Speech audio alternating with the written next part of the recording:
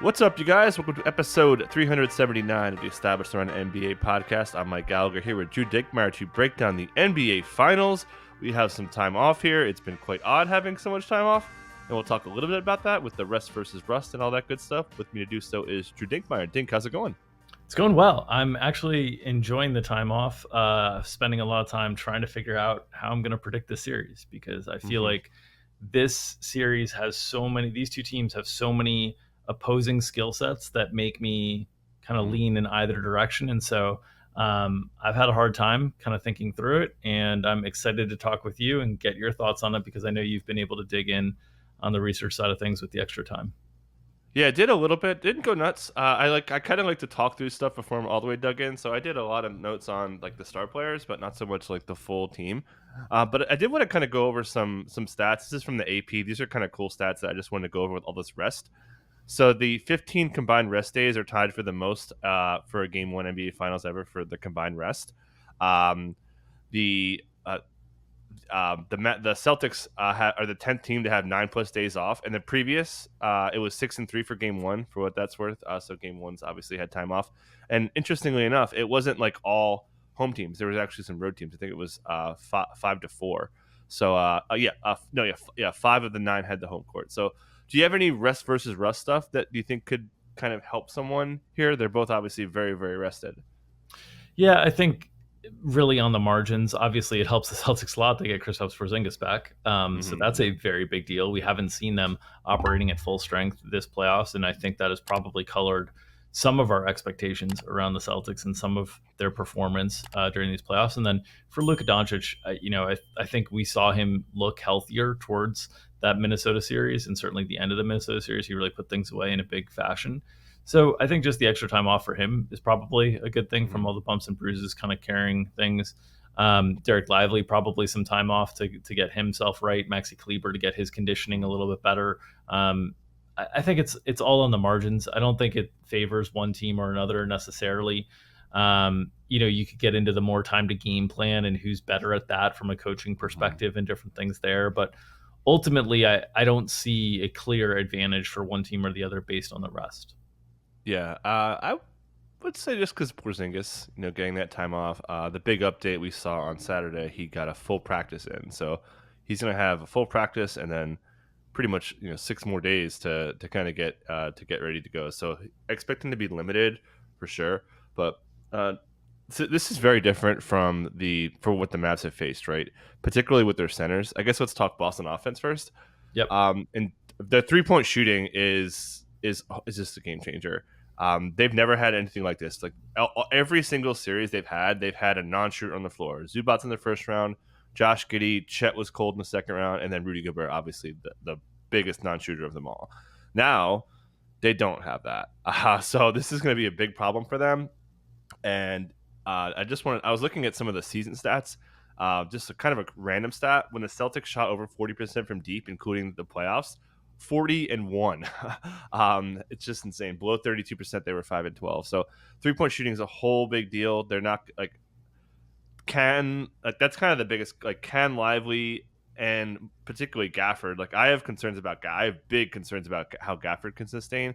But should note though that the rim protection from the Mavs has been out of this world. They've been really, really good rim protection. So, but again, Boston doesn't do that. So how do you think that Dallas kind of limits the 3-point shooting from the Celtics? So I think that's you mentioned that they've played teams with one non-shooter. You could even argue for much of the playoffs it's been 2 non-shooters, which is a big difference than one. One, you obviously can leave, but 2, you can leave from different areas. You can be confident in kind of rotations and forcing non-shooters. I mean, we were seeing Terrence Mann have to take a lot of shots in the first round. We were seeing Josh Giddey, Aaron Wiggins, Isaiah Joe. I mean, Isaiah Joe, an actual shooter, but we just saw guys have to take shots more with the comfort level that they had in terms of being able to rotate around. Boston, you can't do that. Maybe when Horford's out on the floor, you could test him. We've seen some of that during the course of the playoffs, but obviously with Porzingis, White, Drew Holiday, Tatum, and Brown, there's not a non-shooter in there. There's all above average shooters. And if you're going to plan on sort of leaving and helping and rotating and just packing the paint, with the way Boston plays from a 5-out perspective, if you're planning on packing the paint, you're leaving somebody. So unless you're getting into zone concepts, right? And so some of this might be, in some ways, from Dallas's perspective, they might be encouraging the 3-point shooting. And I think you could see them play some zone stuff as well. It's obviously not the team that you necessarily want to be able to do that against, but what have we talked about from Boston's perspective, that at sometimes they can get a little comfortable and a little too comfortable taking jumpers, and when the jumpers aren't falling, they don't change the tide by getting to the rim. And so I think Dallas might experiment with some defensive schemes that allow some of the, it's probably going to be above the break threes as opposed to corner threes, but allow some of that stuff to see if they can get Boston, if they catch an off shooting night, if they can see if they can let that sort of snowball for Boston, which we've seen happen at times. So that I'm wondering if Dallas takes that approach. The other, I think the worst approach that they could take is any sort of like aggressive trap heavy. They did that against Anthony Edwards. I think that worked really well against Anthony Edwards. I think that you can do that against Jaylen Brown. I don't think you can do that against Tatum as well. I think there's too many good like secondary decision makers once you get the ball out of those guys' hands, and playing in 4-on-3s and playing in rotation. I think that's a bad thing for Dallas. So I'm interested in your thoughts, but I kind of think you could see some elements of zone. I think you could see a lot of switch heavy schemes, obviously. But I don't think you're going to see the aggressive kind of blitzing of the ball handler. What are your thoughts there on Dallas's side? Yeah, I think my only stance is I don't think we see a lot of zone. We saw what happened when Miami did that. It just doesn't go well. There's just too much space to cover. With the ways they can attack so many ways to clap your defense, you're in rotation, you're toast. So I don't think you really want to do that. So I'd be pretty surprised if we see a lot of it, especially with KP. Like if you told me that Luke Cornett was going to play, and I'm not sure he's going to play at all, like that could maybe change some things. And then I don't like the same thing. Like you just can't blitz that much and put yourself into rotation that quick, that often. It's going to wear you down because you do need your offense. So I think you kind of save your energy. I expect, and they've been playing it mostly straight up. Every once in a while we'll see some wrinkles, but you don't usually see the, oh, whoa, look at that change. Like when, the Wolves, we've kind of like known every game who's going to guard who. We're never like, oh, like with like, oh, well, look, Ant's guarding Luka today, or Shea's guarding him, or like every team that they've seen, we've seen like, matchups change in other ways. So I think we kind of know, and I guess getting to that.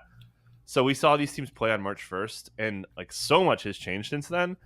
They were starting Josh Green over Derrick Jones Jr., who played 7 minutes, which is insane. Think about how impactful Derrick Jones Jr. has been in these playoffs. So I guess with that, PJ kind of guarded Jalen early, and then Josh Green was on Tatum, and they kind of flipped it later. I was watching some of the shot stuff. But I would expect PJ to guard Tatum here, and then, but it'll be both. I think PJ could guard Brown. Do you have a thought on kind of who guards who? Yeah, I mean, I think they're going to switch quite a bit. So I think and I think what Boston's going to do if they switch is try to hunt Kyrie, right? Like that's what Boston's going to try to do as much as possible, obviously. But that's my guess is in terms of where they start out. I think Derrick Jones Jr. on Jason Tatum makes the most sense, and then PJ on Jaylen Brown. And then from there, where I'm assuming Kyrie is going to start out on, I would guess Derek White. Yeah, I would guess Derek White, but and then Luka on Drew, like would be kind of the assumption that I have there. But yeah, it's obviously interesting. The matchups aren't as clear for Dallas because they've had spots where they could hide a Kyrie or Luka at times, or play him off ball more, where he can kind of roam and deflect and different things like that. They don't have that ability here as much. So, I think the way you suggested them lining up kind of makes sense from a matchup perspective. And then I guess, do you think they switch a lot, or do you think they try to stay and fight through screens and battle, and like, because it's switching is just so much easier on the defense from a rest standpoint. And I think in some ways, if Dallas gets this into a game where Boston is hunting switches and hunting Kyrie, that might be more of a game that Luke is able to conserve energy. There's less ball movement. There's less rotations on the offensive end. And maybe you get into a situation where Boston gets a little bit more happy with kind of the 2-pointers instead of the 3-pointers, right? And I kind of think Dallas might say, like, yeah, go ahead, hunt Kyrie. We don't have to have Luka wear himself out as much offensively. And maybe we can get Jaylen Brown or Jason Tatum into a habit of taking a bunch of twos. And if that's it, like that's a good outcome for Dallas, as long as those guys aren't shooting like 60% on twos. Yeah, and should note I talked about Dallas's rim defense at a playoff best 53%, which is just really, really, really good. The Celtics are hitting their rim shots at 69%, but low volume, obviously because of the threes. So yeah, and then just going kind of more macro again, like we saw earlier in the year, and I've cited this a few times, the Dallas starting lineup with Gafford has the league's best defensive rating. However, it's dipped, not bad, it's still pretty good. But the lineup that's crushed has been the Lively with the starters minutes at 98.5 defensive rating in the playoffs. I think there's a chance Lively like starts by game 3 or 4. Do you have any thought? I think he's so, like we saw, he's so good as a switcher. I just think he fits the defensive scheme way better than Gafford does. Do you have any thoughts on and how many center minutes does Maxey get? So that's the question that I wanted to get into. Yeah. Some of that on the Maxey side. So I'll start with Lively. Definitely feel he's a better matchup for the series than Gafford. The one thing I'll note about Gafford is while he loves to stay locked kind of into the paint and roam in the paint, he doesn't like to come out. He likes to kind of follow the ball to the paint and protect the rim because he's so freaking good at it. One thing that he's vulnerable to is sort of the catch and attack off the dribble from bigs. Porzingis doesn't really do that.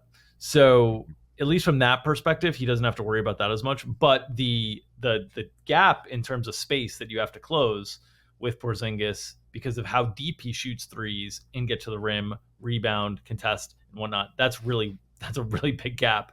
So I think Lively makes more sense in terms of his ability to switch, his ability to kind of cover space.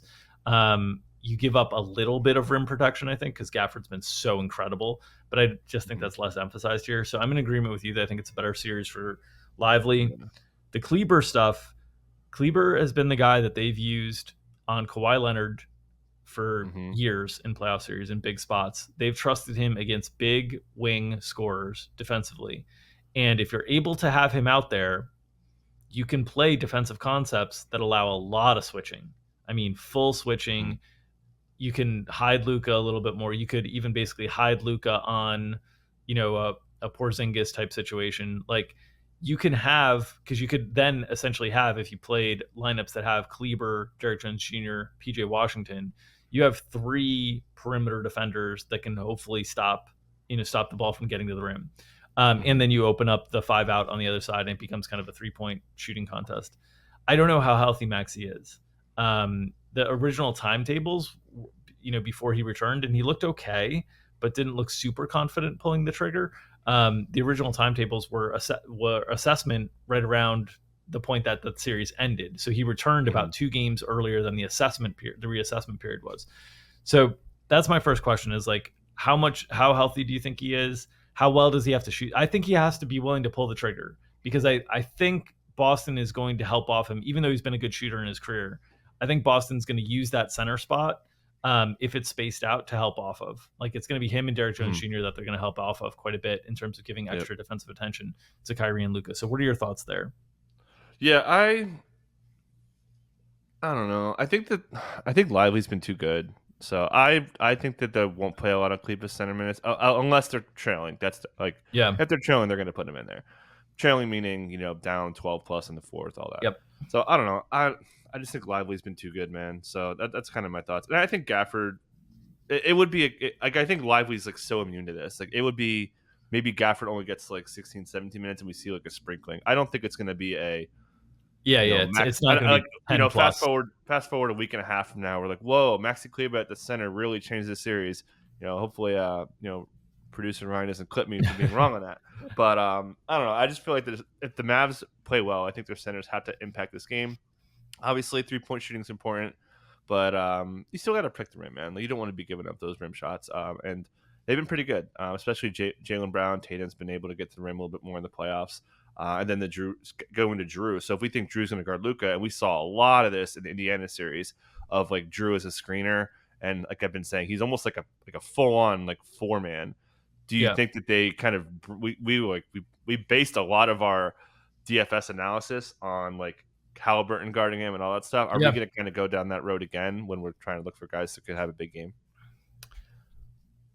It's interesting when you think about where would they rather attack, and who are they going to bring into screens, right? I talked about them hunting Kyrie. I think in isolation they'd like to attack Kyrie the most, but I think in terms of if they're going to bring up a screen, I think getting Luka into screen action and making him recover out to the 3-point line, I think is something that's pretty interesting to them. And Derek White, if he's the guy kind of that Kyrie is guarding, him being the initiator of that pick and roll isn't as threatening as Tatum or Brown or Drew in terms of their driving presence. So I think it's interesting who they'll choose to attack, but I think Boston's going to try to pick apart matchups, and they're going to try to hunt Kyrie, and they're going to try to hunt Luka, is my guess. And so which of those is more comfortable to hunt?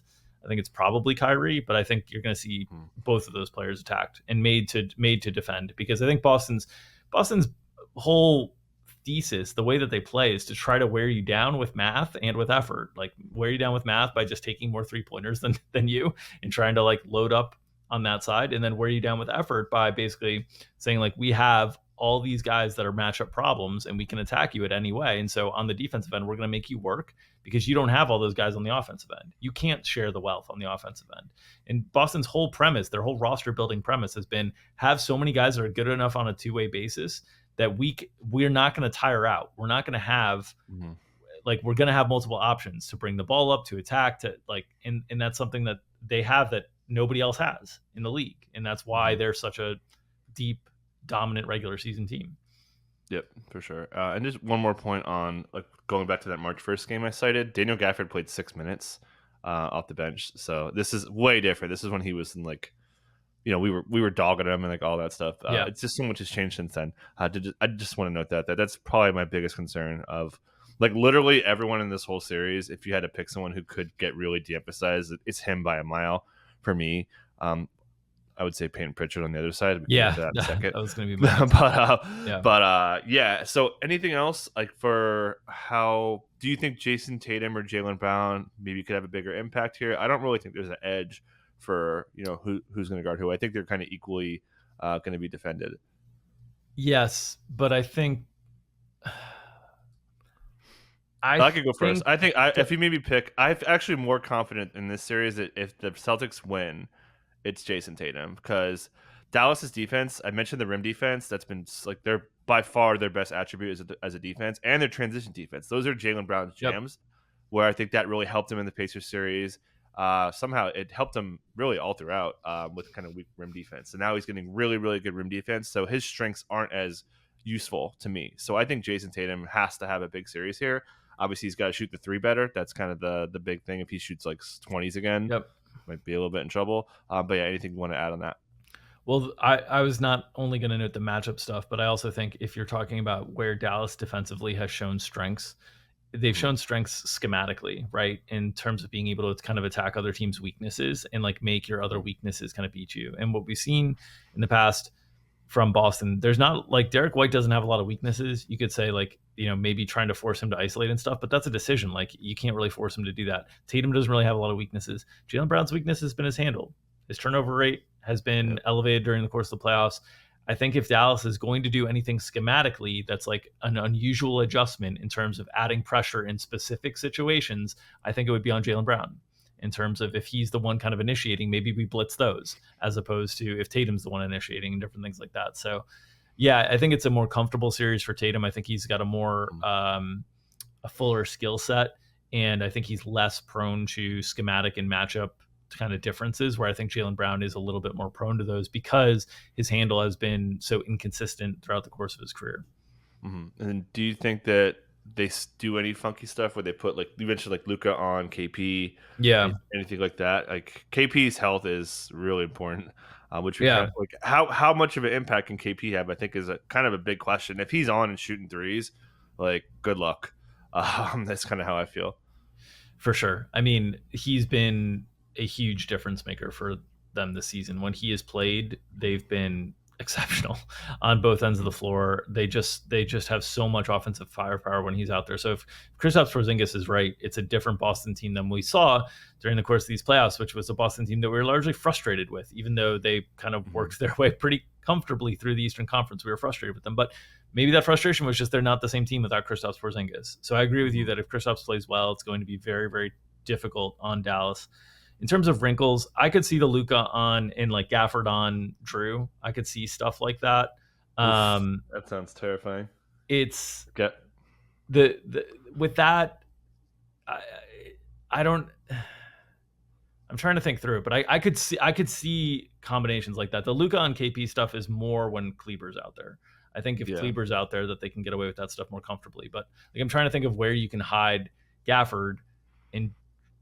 But Drew shot the ball so well from 3-point range during this series. I don't and this is the problem for Gafford is like any of the options, because Gafford can cover somebody on the perimeter that can drive past him because he has so much length that he can recover from behind. So I don't think that's as big of an issue, and he can disrupt passing lanes kind of with his length and with his size. But the issue is like if he's out there guarding somebody, he's going to want to inch towards that rim. And so who are you most comfortable taking uncontested threes? It's probably Drew on the Celtics, but he's been so good in the playoffs. There's really not a good answer to that, which is why, as we're alluding to, this is a challenging series for Daniel Gafford. Yeah, for sure. And then going down the line on Boston, I've got concerns that Pritchard holds up here. He's just too small. I think they're going to hunt him with the switch heavy scheme they're going to run. Hauser, maybe. I think they're going to run just really tight six, and then kind of sprinkle in Hauser, Pritchard. Do you have any thoughts on how tight this Boston rotation could be? Yeah, I think it'll be really tight. I think if they went off the board with anybody, the one name that I would say that is off the board, I don't know if you've thought about this much, but O'Shea. Just if they decide like, look, we don't have enough body, like Pritchard's size is an issue. He's getting hunted. We need another body out there. Sam Hauser certainly fits a role in terms of 3-point shooting and different things that he's brought to the table. He's been exceptional all year long. But O'Shea, from a size perspective, would offer some of that extra switchiness on the defensive end that would prevent Luka and Kyrie from being able to hunt a little bit more. So I don't think we see O'Shea. I think it's more of like an emergency hatch. But that's the one name that's kind of off the board that I thought about from Boston's perspective. I'm like, maybe we could see him in like a game 4 or game 5 if Pritchard's really, really struggling out there. But yeah, I agree that they're largely going to just play things really, really tight. Yeah, with you there. I think O'Shea makes a ton of sense. We saw Tillman kind of sneak in there, but that was just because of like the rebounding stuff. Yep. So yeah, I would expect O'Shea to be like look, O'Shea's at the table. Yeah. Be the guy. So I think we didn't talk too much about Derek White. I don't know. It's pretty straightforward. Like he's going to be open for threes. He's going to be secondary ball handler. I don't think there's much to say. So we could kind of flip it. I did want to note on the KP stuff. Since he went down, the Celtics have allowed 70% at the rim, which is really bad, and they were awesome during the season. Yeah. Should note, though, just a couple other defensive stats. Only 28.8% of opponent shots are at the rim, which is a really good number. That would have ranked third. And then they're also keeping opponents at bad numbers on drives, just 46.5% on drives. That would rank third worst for the offenses. It's all like the Hornets, like the bad teams. Yeah, so they've still hold up pretty well. Go ahead. The challenge here is just evaluating what the context of those numbers means. I mean, we're talking about Miami without Jimmy Butler. We're talking about Cleveland without Donovan Mitchell for half the series, Jared Allen for the full series. We're talking about Indiana without Tyrese Halliburton for half the series. Like the challenge is contextualizing these numbers because yes, they've done a great job at preventing shots at the rim, but the guys who can create these shots at the rim so easily largely have been out for the opposing team. So that's the one thing that's really hard to contextualize all this stuff on Boston during the course of the playoffs. I will say they've been good on the year though. They were third in rim points. Yeah, for sure. So 100%. It's because they switch and they don't allow transition. 13.9% of shots of all their shot volume opponents are just transition, which is second in the playoffs. They've been great. So like schematically, they've been really awesome. Anything from like a macro sense for how Dallas wants to kind of attack here? Because to me, it's got to be you got to have A games out of Luka and or Kyrie here. I think the guards just have to crush. And to your point, Like that's kind of why they've been able to handle their business, because the star players mostly haven't shown up here. Do you have any thoughts Yeah. on like what you're if you're Jason Kidd, you're trying to figure out a game plan? What are you kind of looking to go to first? I mean, I think Luka has shown his ability to diagnose whatever playoff defenses are thrown at him. He's very comfortable. So just keep doing what you're doing. I don't think there's any reason to change anything that they're doing offensively. Mm-hmm. Um, Boston just got torn up by Andrew Nembhard, like absolutely obliterated by Andrew Nembhard. So if I'm Jason Kidd, I'm not walking into this fearful at all that I need to adjust anything or attack anything uniquely or specifically different than what I've been doing. Just let Luka and Kyrie continue to operate in space, continue to have the strong role presence from Lively or Gafford. I think offensively it creates a lot of space in the mid range for Luka. If he continues to knock down threes, they're going to be very difficult to stop offensively. And as much as I talked about how Boston's defensive intensity really rose during the second half of games 3 and 4 against Indiana, there was a very big talent gap that it was able to rise in a way that is stifling. I don't know that it can rise and put that kind of pressure on Luka and Kyrie, because I don't think you can. I just don't think you can put that kind of pressure on Luka. Like, he's just too good. So I'm the thing that makes me nervous about Boston is always that they are comfortable getting into some of these, like, we'll just outscore you, we'll just take more threes and we'll just outscore you type of paces of games. And I could see that kind of happening here. And obviously they should be able to generate a 3-point attempt advantage over Dallas just based on the way that Boston plays. They should be able to create that math in their favor. But if they're struggling at the other end and getting stops on Luka or Kyrie, I could see this series being a series where Dallas has a couple big runs in them in games that turn the tide in games, and they steal games late because they've got the two best individual shot makers on the floor in late game situations. That's Dallas's recipe, is kind of coax Boston into kind of a free-flowing game that feels like it's an offensive shootout, stay with them, and then the last 3 minutes of the game, try to out-execute with your two stars. Now, Boston's been great in the last few series in the late game situations, but they've been going against guys like Andrew Nembhard and Darius Garland and, I mean, Tyler Hero. It's not Luka Doncic and Kyrie Irving. It's not the same. So that's where, like, I have a hard time contextualizing everything that Boston's accomplished in the playoffs because of the people that they played. Yeah. And then, like, oh no, here comes CJ McConnell. Like, that's CJ McConnell. This is the guy who's like out of the rotation at times. So I'm with you there. Matchup stuff. So during the season, they put Jaylen Brown on Luka. He didn't do that great. Luka's stats were really good. 35, 15, and 12 average in 38 minutes per game. Shot the ball pretty well, despite his jumpers were like terrible. He like made all his like layups and all that stuff and like missed his jumpers. He was like 0.8 per possession on his jumpers, which is not horrendous, but it's kind of bad. Do you think, I don't know, I think Drew just makes too much sense to me. Do you have any? It'll be a mixed bag for sure, and they're going to switch, obviously. But how are they going to approach? Like, how aggressive are you going to get on Luka? I think that's like, are they going to double him, blitz him, just run? They run pretty straight switch, and then kind of don't help off. Any thoughts on how they kind of attack Luka from a defensive standpoint? So the reason that they run the switch and don't help off is, one, that they trust their defenders, and two, they don't like giving up 3-pointers. They just generally don't want to give up 3-pointers. They want to kind of funnel you into the mid range as much as possible. And so that's the push and the pull for Joe Mazzulla and the Boston coaching staff, is like, can you be successful enough in your base scheme, or can you limit the shot quality and the shot profile to a lot of twos? Obviously, like, Luka can still make a bunch of twos and make you look bad there. And if not, then the approach of being aggressive defensively. They have the length and size and defensive skill to be aggressive defensively and help and recover and rotate. They absolutely have that. It requires more defensive energy, which you always worry about from a team we're talking about is going to play very, very tight. And the question is ultimately, like, Dallas has been really good in those spots. They've been really good at hitting open threes. They've been really good with Derek Lively in the 4-on-3 situations in the short roll. So, like, I think they'll mix up stuff, but I think their hope and their intention is that switch and stay at home works. That's their hope for sure. But they're gonna have to try different stuff because it's freaking Luka Doncic. You have to try different stuff. Yeah. Yeah. To that point, that's what the Wolves did.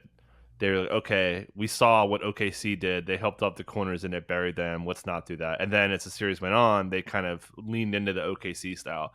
I think it's going to be the same thing. I think they're going to go in there, okay, let's do our best one-on-one. Drew, you're, the top 5 player to pick to guard Luka. Do what you do. So yeah, I'm with you there. Kyrie almost certainly getting Derek White. I think kind of it could be Drew if they do put Jalen on him again.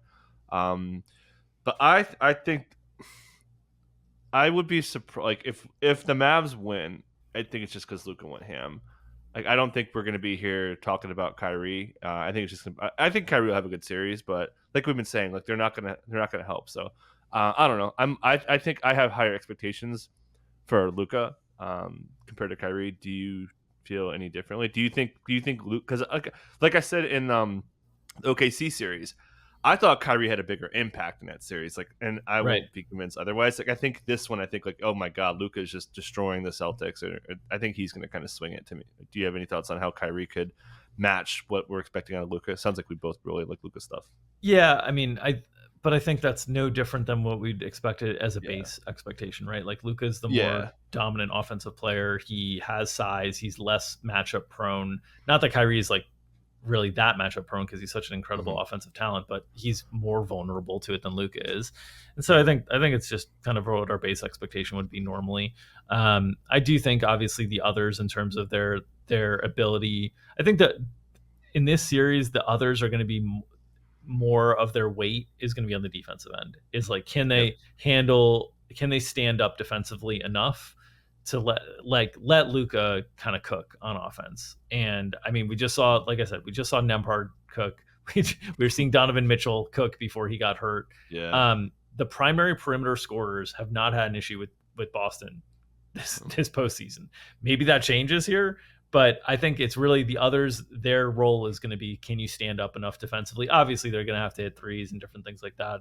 But I think ultimately, like the offense, the bulk of the offense is going to be like, hey, Luka, you've had a week off. You get a bunch of breaks in between these games.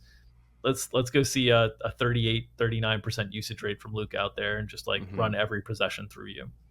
Yeah, that's kind of how I feel. I think Luka's his shots on drives are up. Like always his health just looks so much better. We saw the first quarter, 20-point first quarter. Like, oh my God, we were talking like this is over.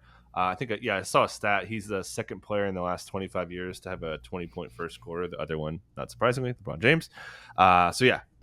Any other that I think we talked about the rotation depth. Do you have any other kind of Dallas? Well, there's some things there's some PJ, some concepts and things that I want to talk about that are not like player specific. That I'm like struggling with, that I wanted to get your thoughts on. So when I think about how Luka and how some of these series end with Luka, I think of Game 7 Phoenix. I think of Game 5 Minnesota. I think of these series ending with teams just frustrated and out of sorts and playing without any sort of poise because the task of trying to defend Luka Doncic has broken them. Has broken them emotionally. And I worry about the Boston Celtics in that regard. I worry that as a team that they have shown at times some sort of like breaking against like Miami and different things like that. And Miami was largely like a 3-point avalanche when that happened. So maybe it's fluky in terms of shot making and whatnot, but they've gotten to a point where offensively they've played a little rushed because they've been so frustrated at what's going on one end of the floor, and they've settled in different things. And so I keep struggling with, can Luka wear them down from a focus standpoint and a poise standpoint that impacts their offense? Because if Boston scores comfortably in this series, I think Boston's fine. The only challenge that I think Boston really has in this series is if they get rushed offensively, they start turning the ball over, they start settling and not really finding the best shot, but kind of settling, because Jason Tatum can elevate over anybody and take a 30-footer at any time. So if they start doing that stuff, I'm worried about that. I'm also Mhm. worried. So that's one. Two, when I think about these two coaches in terms of adjustments during the course of the series, I feel much better about Jason Kidd and his coaching staff and the adjustments that they make during series than I do about Joe Mazzulla in Boston, who tends to just play things kind of straight, in my opinion. I don't think he makes a Mhm. ton of adjustments. Yep. He hasn't had to during the course of these playoffs. But so I'm that's another area where like so my feeling is sort of, and then you get into these like late game situations. Obviously, Boston looked great in the late game situations against Indiana, against Cleveland down the stretch. That was awesome. Want to see that more against higher level competition. We're going to see it here against Dallas. Dallas, I'm very comfortable in late game situations Mhm. with what they're able to get offensively with Luka and Kyrie, and that confidence carries over to the defensive end to where they're like, look, if you score on us, fine. Like Mhm. we're gonna go get a good shot here, and so I'm concerned about that from how it matches up for Boston. Um, so these are things that I'm thinking through as Boston when I'm like, I can see Boston winning this series in like an avalanche. Like I could see Boston winning the series Yeah. easily, where because they're so much more talented, they're much more depth. But if this series gets in the mud, I'm concerned for Boston Mhm. because I think Dallas is very comfortable in the mud, and I think Luca is just has just worn down teams. So you sound pretty optimistic on Boston in general. Those are the things that are pulling at me: the coaching, the two top players in crunch time, the lack of kind of poise and focus we've seen from Boston at times on the biggest stage. And then the last thing I'll throw out there, everything that we talked about in the context of this amazing regular season from Boston, I think isn't always put in the proper context of the Eastern Conference is so much worse than the Western Conference. Mhm. So much worse than the Western Conference that what would these Western Conference teams look like from their record standpoint if they played in the East against that Eastern Conference schedule? Would they look this same level of Yeah. dominant? And that's my one question mark is the disparity between the two conferences is so big this year that I sometimes wonder if we're overrating Boston because of how weak the East is. Mhm. Definitely part of it, but like Boston just doesn't airball. Like they have when they miss shots. I mentioned it earlier, but they've only had 3 games below 100 offensive rating all year, including playoffs. Like, it's just hard. Like it's so hard for them to like lose a game. 95, 97. Like they find a way to score 110. So that's kind of I don't know. That's kind of my thoughts. I think if Dallas wins, it'll be more. Teams. It'll be more of a 118, 115, like kind of just outscoring them. I Yeah. don't know. I just have too much confidence in as great as Dallas' defense has been. I don't know. I think Luca and Kyrie just have to play so well and their offense to kind of carry them. But and then one other thing, like we bash them for clutch stuff, and I know this is against the Pacers, context, all that, Yeah. but they've been so good, and they've been great on offense, but it's been their clutch defense. Yeah. I don't think that, and like as much as I love the Wolves, they make mistakes, man. Like I love Ant, I love Jaden. It's mostly Ant. It's Carl. Like they're, oh, missed rotation. Oh, this guy Yep. didn't get back. Oh, this Yep. guy did. Like Boston doesn't do that, especially when they're locked in. They Yep. did not make. I mean, they made some mistakes. I don't need to get into it, but I don't know. I think Boston's clutch defense is kind of a game changer for how it could slow down the Mavs just enough. Yeah, certainly the difference. Like OKC gave one look to Luca pretty much most of the series. I think Yeah. that's very comfortable for him to figure out.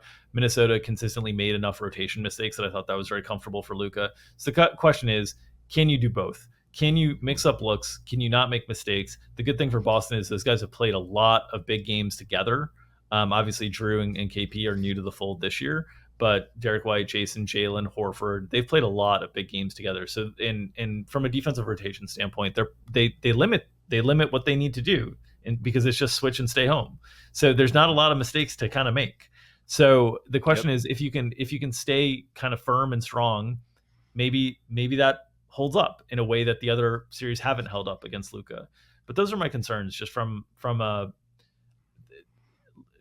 Boston has the second best player in the series in Jason Tatum, but is he the second best player in the last 5 minutes of a game?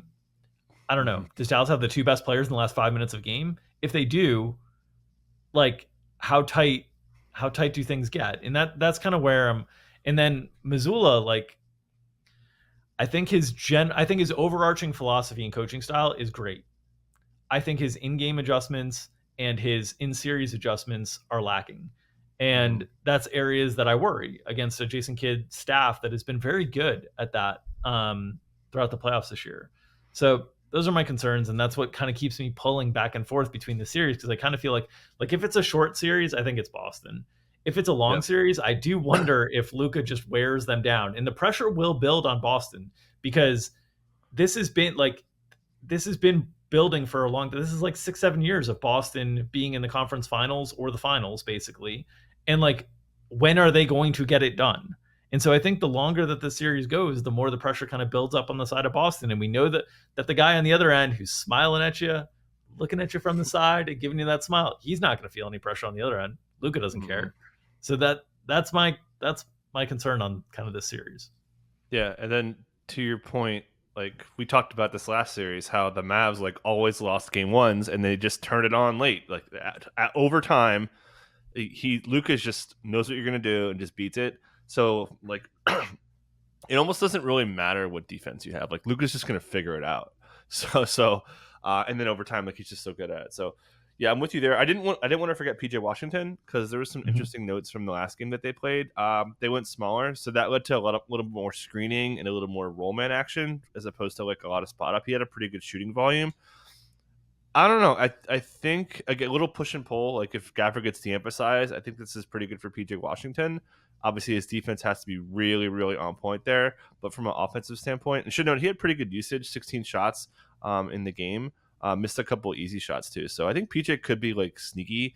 Of everybody else besides the two guards, I think if someone makes a big impact, it would be him. Do you have any thoughts on how PJ or any other role player could step up for the Mavs?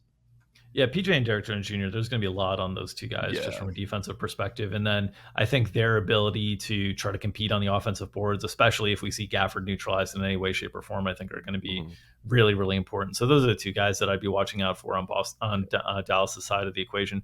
I do think, and I know Jaden Hardy's been so good in the playoffs, and he's going to get the first crack for sure.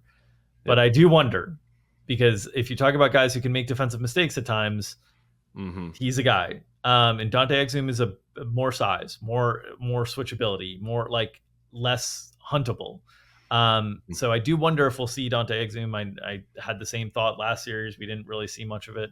Jaden Hardy continues to just play really well in the postseason, and his scoring has been really important in the non-Luka minutes, the non-Kyrie minutes when he's been out there. And maybe ultimately against a Boston defense, that scoring will still be most necessary. But I do wonder if we see Dante Exum, if he can compete with Jaden Hardy for those minutes a little bit more because of the size of Boston's backcourt. Yeah, I'm with you. Hardy played too well not to take out with you there. So, 100%. I think he's gonna play. Like we know the starters, we know Kleber's going to be in there. We know Lively's going to play a ton. Talked about him already. Josh Green, that's 8 right there. And then you're talking Hardy, that's 9. So we think Tim Hardaway Jr. is like dead. We think we think if Exum fails, I'm sorry, if Hardy fails at Exum, it's not Tim Hardaway Jr. is just dead. I agree with that. I think there's not a great place for Tim Hardaway Jr. in this series. Yep. Yeah. Too much working against him here. Anything else? I think I got to everything. We already talked about the centers. Derek Jones Jr. just has to play a ton. But yeah, I think we mostly covered the player stuff. Any other? We talked about coaching edges. We talked about everything. I feel like. Do you have anything else that? Do you feel similar? Do you feel similarly to me on the concerns about Mazzulla versus 100% from an in-series perspective? Yeah, I agree, and Sean Sweeney too, man. That's my dude. I think he's been just game changer for how they approach defensively, from a personnel standpoint and from just a stylistic standpoint. They've been really, really good and so adaptable to what they need to do. So I think they'll kind of come in more prepared and ready to go. And then the in-game stuff's been, and Kid deserves some love, man. He's been really, really good. We talked about this last month for sure, that he was like, he was in the hot seat when they were struggling. And should note too that this game I keep referencing, March 1st, that's when they were struggling. We were like, oh, here come the Mavs. They're going to airball it again. But Kid's been he's been the best coach in the playoffs. Is that fair to say? I mean, he's here, so. I think so. I think that's fair to say. Yeah, because like Malone had a bad coach. Carlisle's had terrible coaching games. Mazzulla's had some bad coaching games. I think that's kind of easy. I would say, I mean, he's not even on a job anymore. But I thought Bickerstaff did great. like I thought he made smart adjustments with the limited talent that they had in the Yeah, Boston series. In the Orlando series, it was meh. But yeah, yeah, I would ding him for that. Man. yeah, And just yeah, to play so bad on the road, that's like yeah, I would. yeah, But yeah. okay, so yeah, I think we're ready for predictions.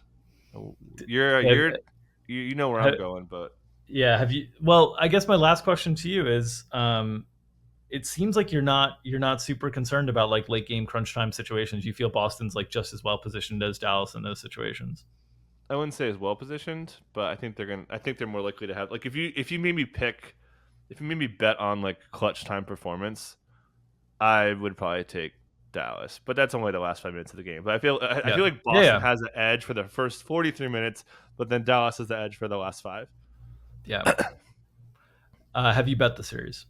Yeah, I took Boston minus 1.5 games at plus 105. I did not bet it big though, so should know Yeah, I'm not, and I would have, but I was pretty into the Wolves. Got smoked. I was in yeah, OKC, didn't get smoked, but they OKC didn't play well. So yeah, I think that Dallas like clearly outplayed the Wolves. I thought OKC kind of beat themselves, and then I was really into the Mavs for the Clippers series. So, yeah. but yeah, I'm not confident, but I'm gonna take Boston in 6. Nice. I'm struggling with this, man. I've not bet the Yeah. series. If I bet it, I'm probably betting Dallas. It's plus 188 on the series right now. Mm. Um, I feel so. The other push and pull for me is like one of the things that if I hark back on the Minnesota Phoenix series, I was like, these two teams over the course of the season, like one team has told us that they are like the better team during the course of the season. That's Boston, but this Dallas team was really formed in the second half of the season. From that second half on, they've been just as good in a tougher conference with kind of more stakes at play. And so I'm torn. I feel like if this series is short, I feel like it's Boston. I feel Hmm. like if this series is long, the longer it goes, the more I like Dallas. Like Yep, I agree. you get me into game 7. If you told me it's a game 7 right now in Boston, I'm like I feel pretty good about Dallas playing well in a game 7. Like all these Mhm. closeout games, Luka just comes out, man, and puts teams to bed. And Well, so that's Kyrie's what 15-1 in closeout games. Is yeah. that So okay? that's where my head's at. Official pick on the board, Mavs in 7. Ooh, okay. Yeah, you should bet that. I think. I think I'm gonna bet the series. Yeah, I probably won't bet it big. I don't have enough yeah. confidence. Like I said, I think if you told me the series is 5 games or less, I'd be like, it's got to be Boston if it's 5 games or less. Like Yep. I, but I am, and if you told me that, uh, like there are games where a team wins by 15 plus, I'd be like, it's got to be Boston because their Hmm. 3 point shooting is just there and they're playing threes versus twos. But I think late game situations, crunch time, I'm concerned. Boston's obviously been great all year. I'm just concerned about the difference in the conferences that we've hyped Boston so much. And the other thing that I'll note here is like Boston, we've talked about their depth all year long, and it's been on display these playoffs, losing Kristaps and not really missing like a huge beat. I do think this series it's going to be a little bit more tested because I think their primary depth piece that they've used during the course of the season, and Pritchard, I think it's a tough series for him. So I think the depth is a little bit more tested here. And man, I have a hard time betting against Luca after I just did it last series and I felt that pain pretty instantly. So yeah, we'll Hmm. go Mavs in 7. I'll take some Yep. Mavs plus 188.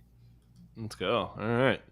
Yeah, it's gonna be fun finals. Yeah, Boston's gonna be tested pretty hard here. Should be awesome. Yeah. Anything else you want to mention to get us out of here? So, just on a content schedule note, we've recorded this on Sunday, June 2nd, releasing on Monday, June 3rd. We will not have another podcast this week. Mike and I are traveling for an ETR week in Colorado. And so we will be back next Monday, June 10th, recapping games 1 and 2 of the finals from a podcast perspective. Obviously, for our subscribers behind the paywall, we will have the shows and all the content that we do during the course of the week whenever there's a game during the weekday. So we will have all that stuff as normal, but from a podcast listener perspective, YouTube video perspective, we will have these up. The next time you'll hear from us is after game 2 when we recap the first 2 games of the NBA Finals. Yeah, we'll have the injury show. We'll talk KP updates for you guys on Thursday. Make sure you check in our YouTube page. Yeah, excited to go to Colorado. Good to see you again. Meet some people I've never met in person, I've known for so long, including Ryan. I'm excited to hang out with you guys. And apparently, I got to wear pants. Like apparently, it's cold It's up gonna be in cold Colorado in the at night. mountains. I had to go buy pants today. Like that's where we're at. So, Arizona man all right. buys pants. Oh yeah, yep. It's a tough scene out here. All right, but hey, I'm a Jersey guy. I'm good with the cold. So all right, appreciate everyone. Enjoy the finals, and I can't wait. So we'll catch you guys next time.